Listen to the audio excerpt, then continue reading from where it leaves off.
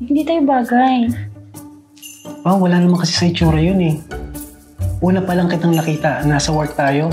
Nahulog na talaga yung love ko sa'yo, Pao. Baka amoy mo, di mo na-amoy yung kapatid ko? Hindi ko naman naamoy. So, ba't di naliligo yun? Hindi naman sa sinisiraan ko si Pao, ha? Pero grabe yung mangutang. Alam mo ba nangutang sa akin? Hanggang ngayon, di pa binabayaran. Gusto sunugin yung bahay namin kasi yung ate ko, hindi nila kaya yung ugali. Pati nga kami, gusto na namin umalis dito sa bahay, iwan siya. Oh, Carl, napadaan ka dito sa bahay. Nakakahiya. Akala ko ba dadiretso ka na uwi? Pao, alam mo ba na sinadya talaga kita puntahan dito para formal na sabihin sa'yo na gusto talaga kita. Pero Carl, di ba nabanggit ko naman sa'yo dati na hindi tayo para sa isa't isa? Tingnan mo, pogi ka. Tapos hindi naman ako kagandahan. Hindi tayo bagay. Wala naman kasi sa itsura yun eh. Una pa lang kitang nakita, nasa work tayo. Nahulog na talaga yung love ko sa'yo, Pao. Kaya gusto ko sana na pagbigyan mo ako ng chance para mahalin ka. Alam ko namang ginagawa mo yung lahat eh, para maging tayo. Pero sana naiintindihan mo rin na gusto ko, pero natatakot ako. Natatakot akong umibig uli. Baka mamaya iwanan mo din ako kagaya ng past relationship ko. Pao, mahal kita. Tapat ako sa'yo. Pao, mahal mo rin ba ako?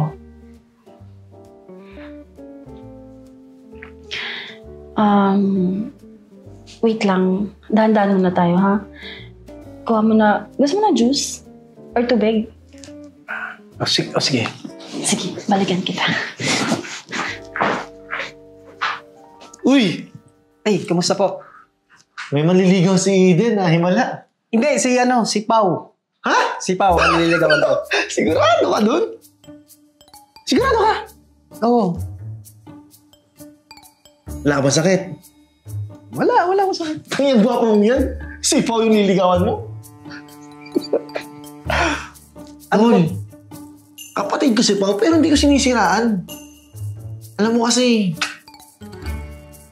Teka nga, ano bang nakita mo sa kapatid ko? Actually, hindi ko nga alam kung ano nakita ko sa kapatid mo. Pero nag-work kami before sa office. Nakita ko talaga kung pagiging malambing niya. Maganda talaga siya sa paningin ko. Kaya gusto ko talaga siya. Alam mo, may sakit ka na. Pa-check mo na yung mata mo. Yung pang-amoy mo, di mo na-amoy yung kapatid ko? Hindi ko naman naamoy. So, ba't di naliligo yun? Alam mo ba yung kapatid ko? Lamog yun eh.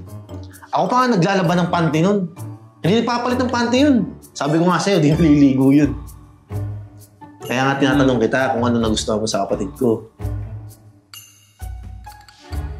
Ngayon, hindi ko talaga masabi. Basta alam ko, mahal ko siya. Akala ko talaga kay Eden ka manliligaw eh. Pero, alam mo, kung ako sa'yo, huwag mong sayangin yung buhay mo. Kasi sira ka lang. Oh, ngayon pa lang, itigil mo na yan. Grabe ka naman sa kapatid mo. Hindi naman. Nagsasabi lang ako ng totoo. Eh, sayang kasi ang kagwapuhan mo kung sa kapatid ko lang ikaw mapupunta.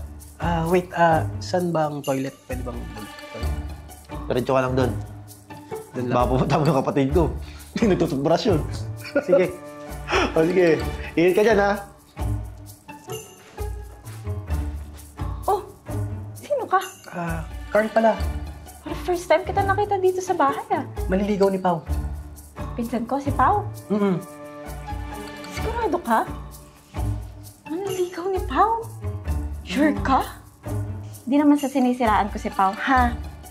Pero grabe yung mangutang. Alam mo ba nangutang sa akin? Hanggang ngayon, di pa binabayaran. Sabi sa katapusan daw, hanggang ngayon wala pa. Ano yung katapusan ng mundo? Pero magka-work kami ni Pao. Nakikita ko naman na masinop naman siya sa pera eh. Mukhang mayaman ka naman. Feeling ko, peperahan ka lang nun. Uutangan ka lang nun. Kita ko nga sa mga post siya, puro pagkain, travel. Pero sisingilin ko. Wala, laging wala, katapusan. Kaya kung ako sa'yo, mag-isip-isip ka na. Ay, baka gwapo ka pa naman. Iba na lang.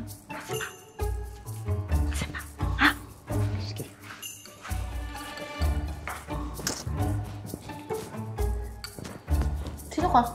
Kamusta po? Carl pala, manliligaw ni Pao. Pao! Si Ate Pao? Uy, himala! May nanligaw sa ate ko. Alam mo ba, ikaw yung kauna-unahang lalaking pumunta dito sa bahay namin. Lakas ng loob mo. Bilib ako sa'yo. Alam mo ba, wala kang maasahan sa ate ko. Ito ha, sasabihin ko. Una, mabaho yung hinanga ng ate ko. Kaya walang totoong tanim dito sa bahay namin, puro plastic. Pero magkasama naman kami dalawa eh. Wala naman, hindi ko naman naamoy eh. Kasi siguro may ginamit yun, pero ang totoo mabaho talaga hininga nun. Pangalawa, yung paa napakabaho din. Alam mo ba, pag nagtanggal yun ng sapatos, ay nako, lahat ng bintana sa bahay namin, binubuksan namin. Tsaka, mga 3 oras bago kami pumasok ulit. Tapos yung pangatlo, malalato ha. Chismosa yung ate ko. Sama ugali. Pati nga yung barangay captain namin, alam mo ginawa? Bumuo ng liga. Nasa tapat mismo ng bahay namin, nagdadala ng sulo. Gusto sunugin yung bahay namin kasi yung ate ko, hindi nila kaya yung ugali. Pati nga kami, gusto na namin umalis dito sa bahay, iwan siya. Kasi nadadamay kami sa mga sasabi niya dyan sa mga kapitbahay namin. Kaya ikaw mag-iingat ka ha. Binabalaan na kita. Pero ang pagkakakilala ko kay Pao kasi iba eh. Talagang nahulog ako sa kanya. At iba ang mga ginagawa niya sa akin. Iba ang ginagawa niya yung nasa work pa kami. Iba talaga. Talaga? Bahala ka dyan. Punta na ako doon, baka madatnan pa ako dito at nagchichismis tayo.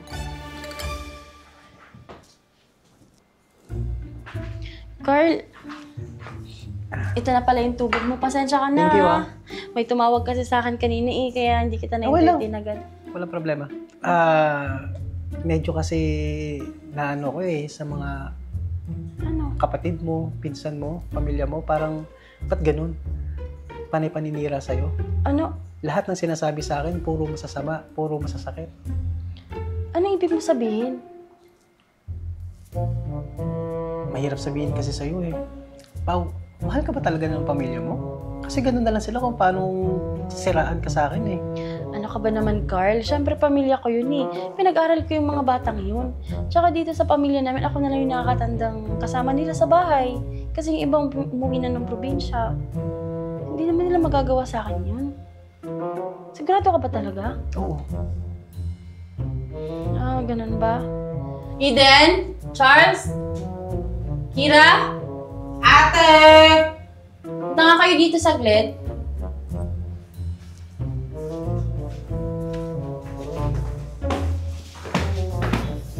Bakit na tawag? Ano ba yun? Kayong tatlo. Totoo ba yung sinasabi ni Carl na sinisiraan niyo ako? Ano naman ngayon, nagsasabi lang naman kami ng totoo. Na ano? Kaya nga, totoo naman, dami mong utang. Ang utang ka nga eh. Na mabaho yung paa mo, 3 oras kami nasa labas naghihintay bago pumasok ulit. Tsaka diba, ako naman talaga naglalaban ng pante mo. 3 araw kang hindi naliligo eh. Pati nga yung hininga mo, ang baho. Kaya mga tanim dito, puro plastic. At yung mga tao dito, nagplaplastikan na sa'yo. Teka nga lang muna. Bakit ba ganyan kayo kay Pao? Kala ko ba kapamilya kayo? Hindi ba kayo nakokonsensya sa ginagawa niyo kay Pao?